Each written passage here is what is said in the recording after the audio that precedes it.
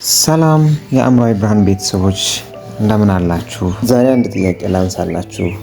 ባላችሁ ነገር ላይ ብቻ ብታተኩሩ ጭንቀታችሁ በደስታ ሊተካ እንደሚችል ታምናላችሁ?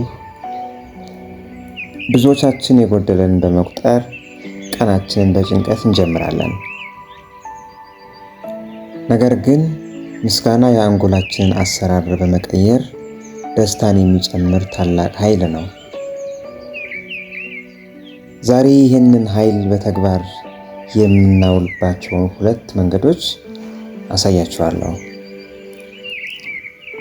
የመጀመሪያው የጠዋት ምስጋና።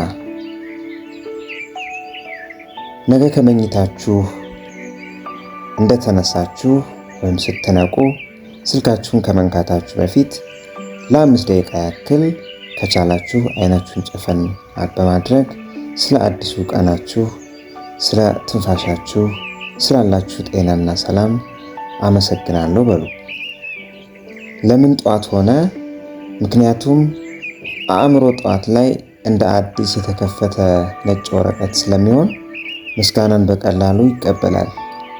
ይህ ልምምድ ቀን ሙሉ በብሩህ ተስፋ እንድትመሩ የአእምሮ ስልጠና ይሰጣችኋል። ሁለተኛው አድናቆትን መግለጽ። እስኪ ዛሬ አንድ ሰው መርጣችሁ ስላደረግክልኝ መልካም ነገር አመሰግናለሁ በሉት። ይህ ለቤተሰብ፣ ለጓደኛ ወይም ለስራ ባልደረባ ሊሆን ይችላል። ምስጋና ሲጋራ ኃይሉ እጥፍ ይሆናል። ለሌላው የምትሰጡት እውቅና በእነሱ ልብ ውስጥ ደስታን ሲፈጥር እናንተም የውስጥ እርካታ ይሰጣችኋል። አስታውሱ፣ ምስጋና በሰጠኸው ቁጥር የሚጨምር ብቸኛው ሀብት ነው። ታዲያ ዛሬ አመሰግናለሁ የምትሉት ለማን ነው?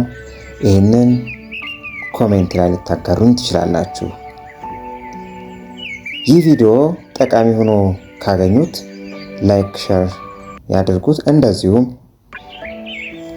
ተጨማሪ ጠቃሚ ምክሮች እንዲደርሶት ሰብስክራይብ በማድረግ ቤተሰባችን የሆኑ አእምሯችሁ በምስጋና ብርሃን ይሙላ። በሚቀጥለው ቪዲዮአችን